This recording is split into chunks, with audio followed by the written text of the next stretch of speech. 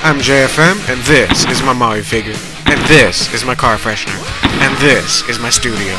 I'm the creator of an online comic series, Jeff and Taylor, a comic about two teenage boys on misadventures loaded with humor, action, a great cast of colorful characters, and a growing fan base. And to give back for my fortunate accomplishments, I'll be teaching the fundamentals of making a comic or graphic novel series. This is JFM's Comic Class.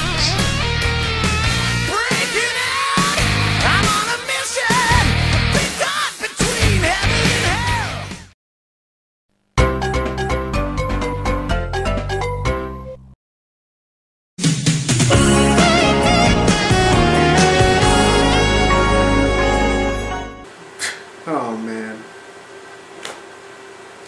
Oh, hello. I didn't see you come in. You should knock next time. No, never mind me. I'm just looking at this old comic that I made. It was my very first Jeff and Taylor episode back in '06.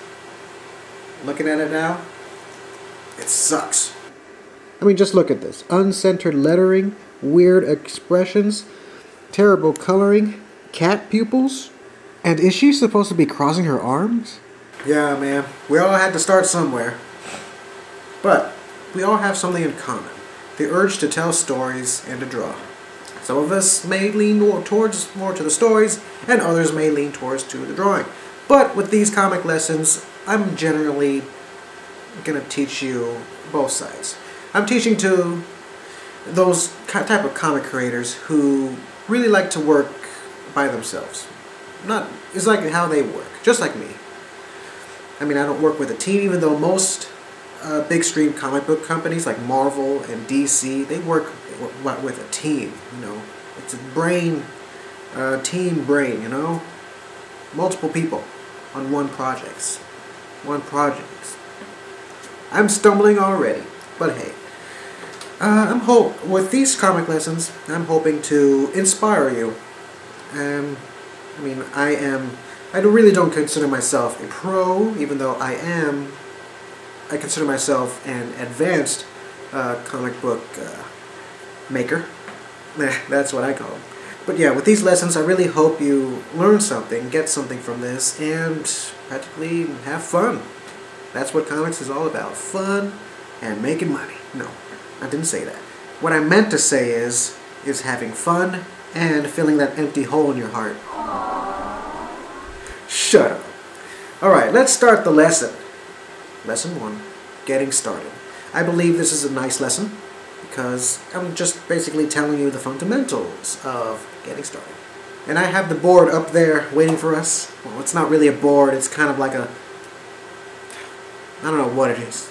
It's a presentation thing that you see in these board meetings. I don't know, man, I would buy a dry erase board, but they're so expensive. It's so expensive, so I just went with the paper stuff. But hey, we're still going to learn some stuff. So, let's get started. And here we are. Here is the board. Getting started. Lesson 1. Hello, class. I'm your instructor today, JFM, here to give you the tips.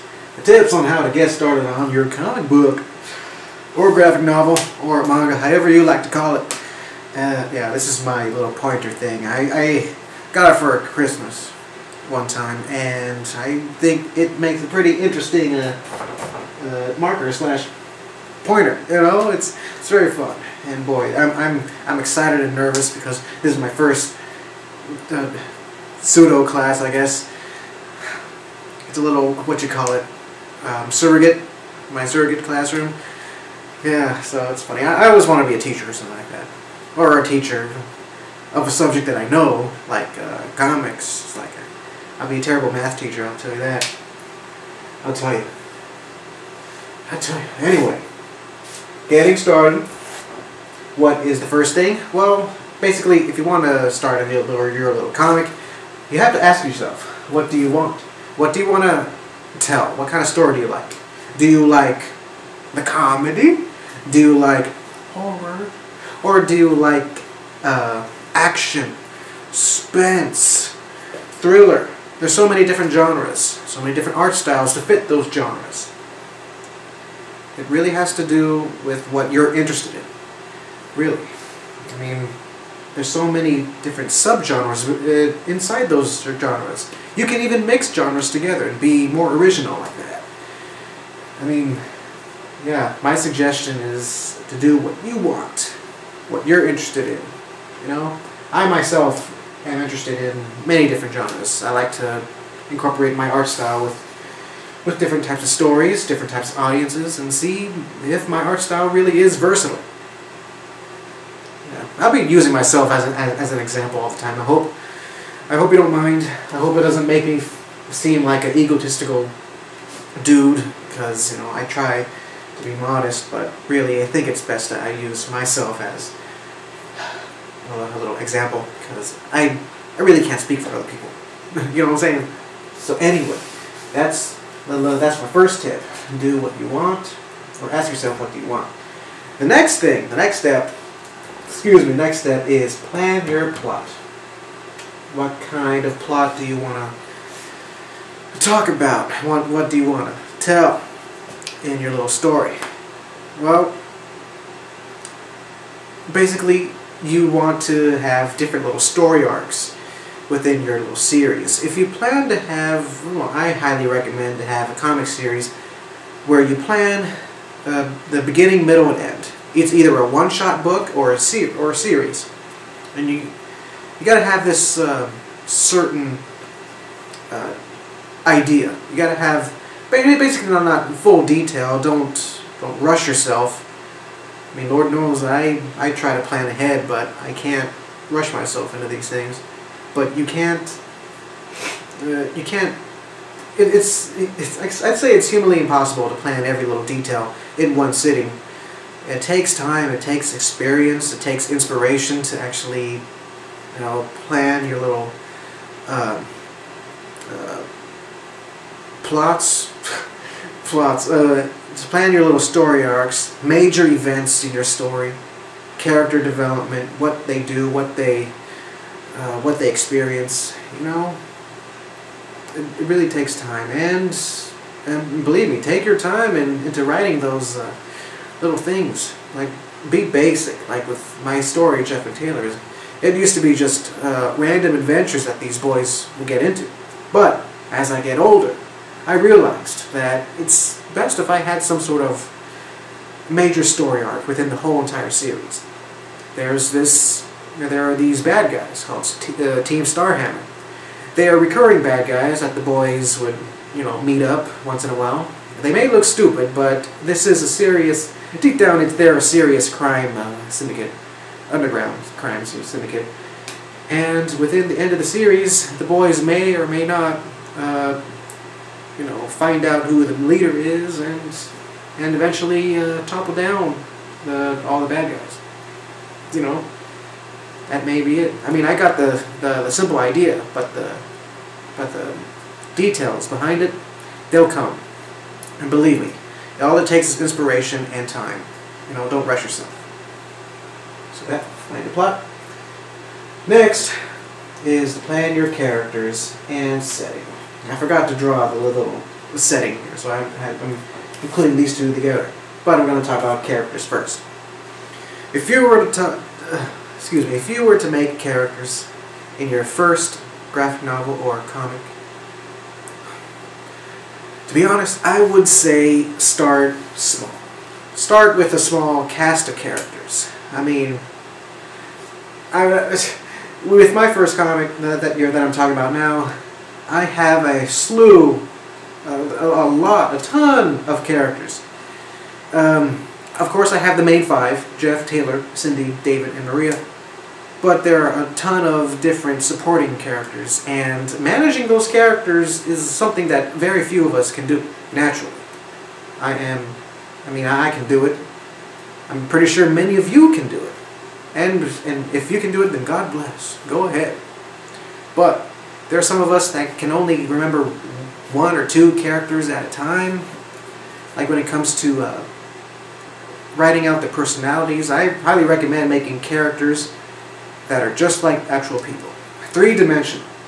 I mean, you can have stereotypes and archetypes as a little foundation, but to build up, to make your characters believable and likable, you have to include some actual human experiences, whether it's from your own or from your friends or family or somebody else.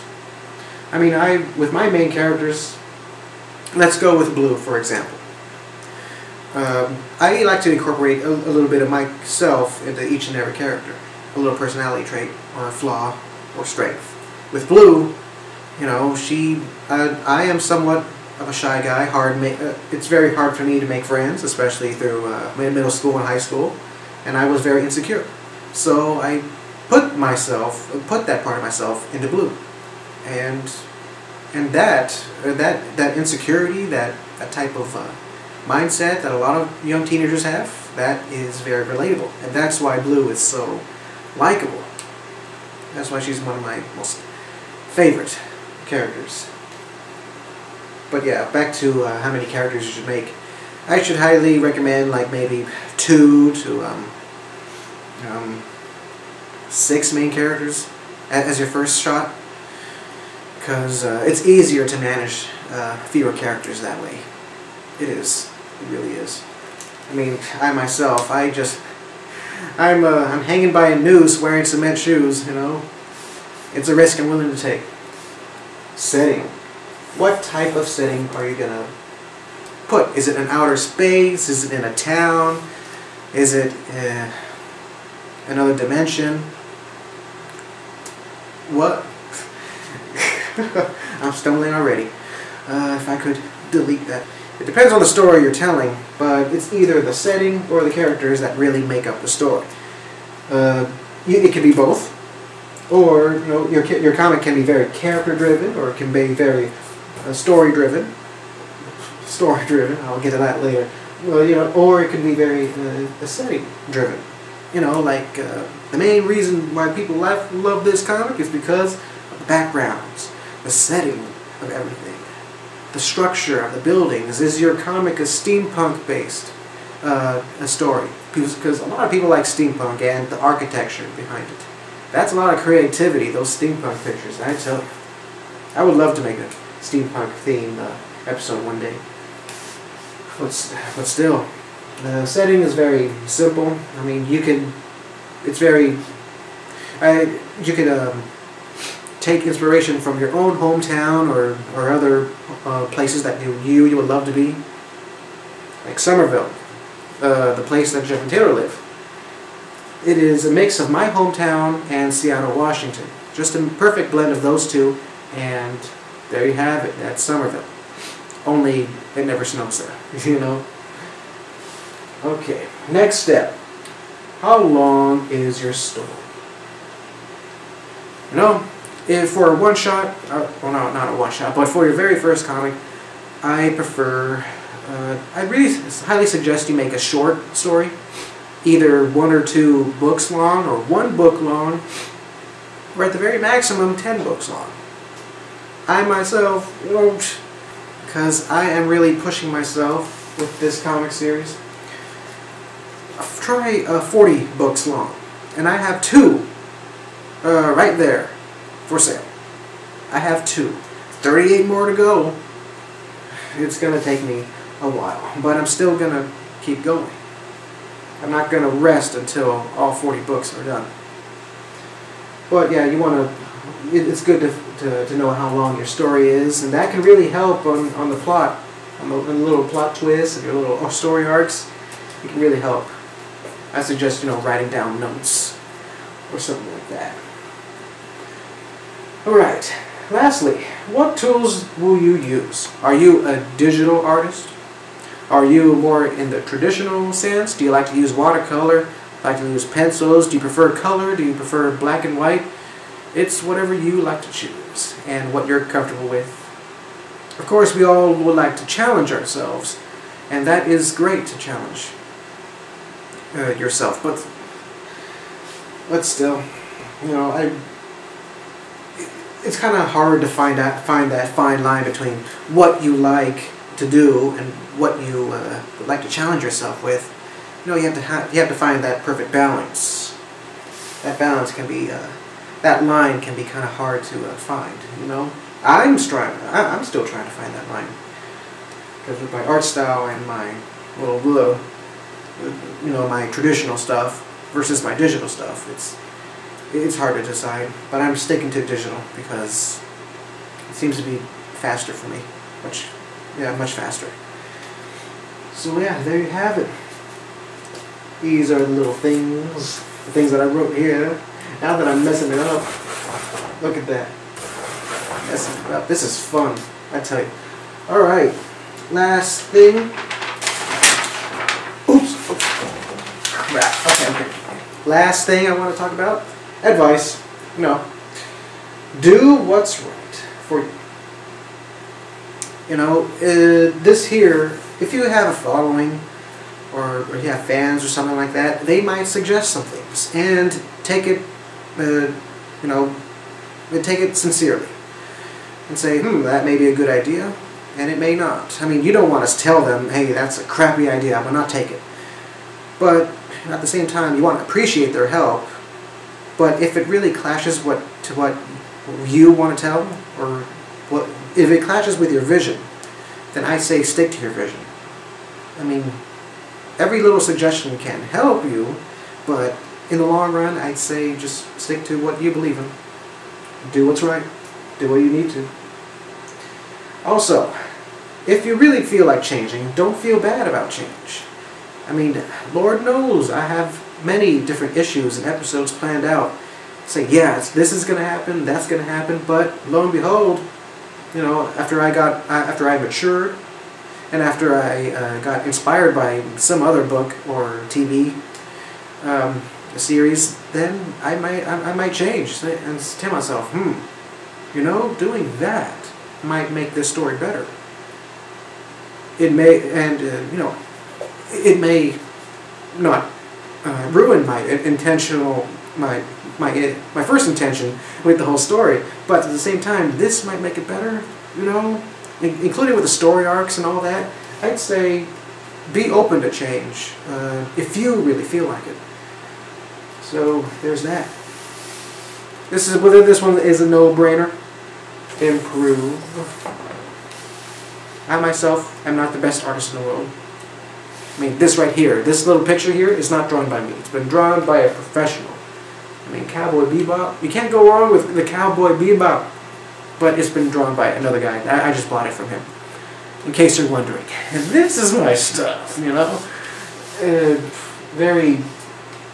It may look kid-friendly, but ironically, these two projects are my scarier projects. These characters will die. So will these characters. But still. I'd say improve with your storytelling, your artwork. Sorry. A little brain freeze. Brain freeze, no. It's not brain freeze. It's, oh man. I should shut up. But yeah, keep practicing on your drawing and your storytelling skills. And really, you should take critiques seriously. You don't want to ignore them. Be consistent. This is hard. This is very hard. It depends on the story you want to tell, but with me, I like to add some consistency and continuity. Like, let's go with an example. One of my favorite TV shows, Breaking Bad. You may have heard of it, you may have not. Actually, a lot of people have heard of it. It's just not a lot of people have seen it. But the creator, Vince Gilligan, he's like the head writer and all that, with other writers, but he said the main thing that he wants in his little story, Breaking Bad, is that he really wants continuity. He loves continuity, and I think that's one of the main reasons why this show is so successful. He asks his writers, what can we use from previous episodes that we can use in this? Remember what happened in this episode? Let's write it in, and all that. So that is awesome. That is awesome that he does that, and that is part of my philosophy. But it doesn't necessarily have to be part of your philosophy. I say, consistency. You can be like Aqua Teen Hunger Force, that just don't give a cahoot on story. Characters get killed off, main characters die in explosions and all that, and in the very next episodes they're fine, as if nothing happened. You can do something like that if you want. But I guess what I had in mind when I wrote this, consistency, is that when you draw, a character, you want to make sure they look the same, they look like the same character. That is hard, you know. I have so many different characters, not just in Jeff and Taylor, you know, 170 characters in all, but along with these extras from other projects, I have to remember how they look like and what their personalities are, and that is hard. That's why I recommend with, you know, not a lot of characters. You know what I mean? Have fun. That's my last advice. Have fun. You know, raise the roof. It's hammer time. That kind of fun. You know, you can have that kind of fun when you draw your comics. Invite friends over. Say, hey guys, don't play that video game. Watch me make my comic, and they'll go like, oh man, that's dope, yo. That's dope. No, they won't do that. But it is a very funny and fun thought. Oh man, it is. Well, there you have it. First lesson, getting started, and I hope I did well. I'm not. I think this is how I will be if I were to teach a class. I hope I'm entertaining and all that, and funny and informative. But still, I really want to help out because you guys helped me out with writing. Excuse me, with that too, but with, you know, supporting my comic and all that. And yeah, but the video is not over yet. I will talk about. Well, I will answer some questions. 3 questions, or maybe 4 questions, about some fans asked me in general about some comic book work. And I'll do this with every JFM comic class, you know, and for Q&A. And if you have questions, general comic questions or something like that, writing, anything at all, post them in the comments section, which I will call the question section, and I will answer those questions, as many as I can, in the next lesson video. Lesson 2, you know? So, there we have it. Let's go to the Q&A.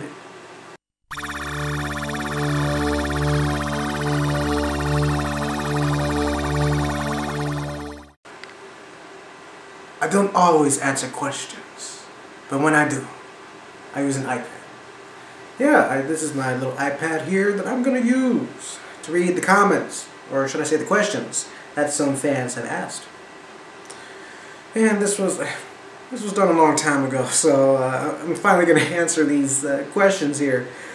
Oh boy, finally a huge weight off my shoulders, you know. But the first question is from Ollie. He asks, how to deal with obsessed fans, criticism, and unfair comments. Basically, he wants to, you know, what's the right way to respond to those kind of criticisms and rude comments. Well, keep in mind, there are people that would want to help you, that do want to help you improve. They may not take it, they may not sprinkle enough sugar on their words and be very blunt and say, you need to improve on your drawing skills. You need to improve on your anatomy. You know, they're very blunt, and in how you perceive it, it can be very rude, but their hearts are in the right places. You know, so I'd say just take their advice very sincerely, and if you don't want to take their advice, just say, okay, thank you. Just move on. They don't have to know if you take it or something like that. What I don't suggest is that you block them or antagonize them in any way. You know, that is a very bad idea, because they would notice, and that would become part of your reputation. It would damage your reputation, and yeah, that's not very good. I know we artists have some sort of ego or something like that, but sometimes we have to swallow our pride and actually take the advice of other people. Let's see. When it comes to obsessed fans, I'd say, you know, if you have a fan like me personally, I've had some fans that are pretty impatient when it comes to me releasing a new issue or a new comic page or whatever it is, and all I gotta say is just please wait. You know, you gotta be patient. I mean, I would love to do my little comic full time and get paid for it. And you know, it's not really about the money. It's really about I want to make a decent living. If I can live off of it, just by hair's width, you know, just barely making cut, then yeah, I could make comics for the rest of my life. But you know, with me, I have a full-time job other than the comics and all that, and other activities that I like to hang out with my friends. I like to chat with them. I like to go bowling with a league and all that. And so, you know, it's all this stuff, all this stuff that I have to deal with. And my biggest concern is actually not to whatever makes. I have to not pander to the fans, because my happiness counts too, because I don't want to rush things, you know. The worst thing I can do with my comic is to rush and make it look bad and have the story be bad, and that's not right. I have to take my time. At the same time, you know, I would like to work on it full time. So there you have it, Obsessed fans. Just exactly the same as criticisms, you know, don't be rude to them, and if you have to be firm, be firm. But still, unfair comments. When it comes to that, unfair comments or hate comments or something like that, I've never had anything like that before. Actually, I rarely get hate comments. You know, one time in my a long time ago, in one of my little videos called "How I Make a Comic," long time ago, very terrible. Don't watch it. But still, I had this one comment that bothered me. It said, your art sucks. My 14-year-old sister can draw better than you. Go to art school so you don't have to teach these poor people your skills," or something like that. You know, I'm just paraphrasing what he said, but still, when I read that, I just got angry, and I didn't respond to it because I feel like that's not right. You know, don't feed the trolls, as they say. You know, when somebody calls me names, bad names, insults me in the internet, I just ignore them or something like that, or give them a sarcastic response, an ironic response, something like that. But there was this one time where this guy, you know, in one of my videos where I was talking to one of my best friends, who's a female, and this guy, he just wrote this terrible, incredibly rude and disgusting comment about her and what he would do and all that. So right then and there, I just deleted that comment and blocked him, because that kind of stuff, you know, if you can insult me, you know, insult me from night and day, I will not block you. But if you say something rude about my friends, my family members, then I would have to be very stern on you and block you and remove you and hope to never see you again. So there you have it. That's my little one rule. That's my exception. And I think, you know, we all have to draw that line somewhere. It's not, I know it's the internet, but at the same time, I don't want it to be a little free-for-all in this thing, you know. Call me names, but please leave my friends and family out of this. Okay, next question is from Alvaro. How do you suggest to promote material? Well, there are many different ways. You know, you could meet up with different artists, network with them at Comic Cons, at, you know, and all that. The DeviantArt, social media, YouTube, Facebook, or how I like to call it, Facebook. That's that's my little fancy way of saying Facebook. Facebook. Just like GameCube, GameCube. That's how I like to call it. But yeah, that's how I suggest it. And promote the blip out of you. Just promote the blip out of you, and then you will succeed. Maybe.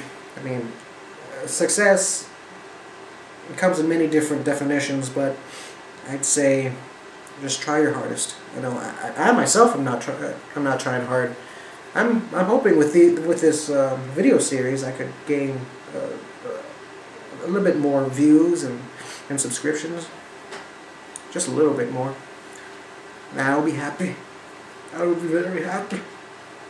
All right, last question, which is a pretty fun one. Do you have to get permission to place brand name items in your comic? I would say yes and no. It depends what kind of comic you are. It depends how big you are. It depends how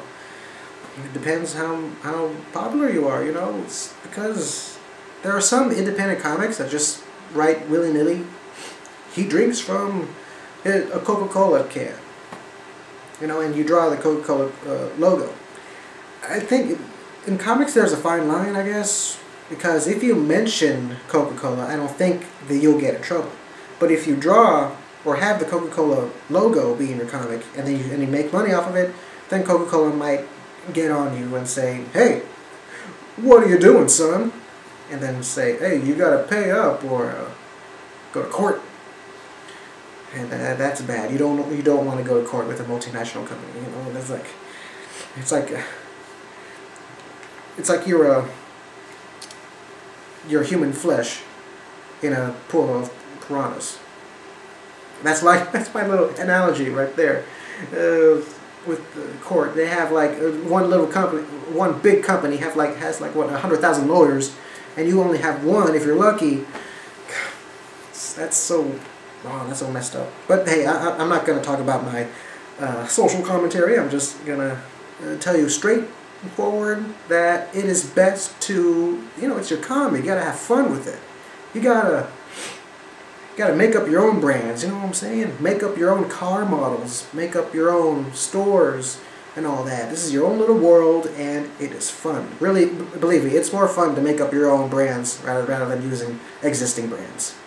You know, I thought about this. If you want to make a story about criticizing the evils of fast food corporations, if it's a generic story that you want to exploit the say, hey, fast food is bad, then I suggest you making up your own fast food joint.